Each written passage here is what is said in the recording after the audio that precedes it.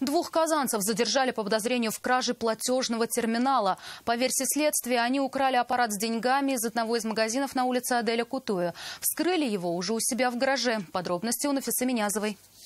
То, как двое казанцев несут в руках платежный терминал, зафиксировала камера видеонаблюдения. Выяснил, что около 4 часов утра мужчины зашли в тамбур одного из магазинов на улице Аделя Кутуя и забрали аппарат с деньгами. Затем погрузили его в автомобиль и увезли к себе в гараж, где и вскрыли. Владельцы торговой точки заметили пропажу только утром, когда открывали магазин, и сразу обратились в полицию. Стоимость оборудования потерпевшая сторона оценила почти в 30 тысяч рублей.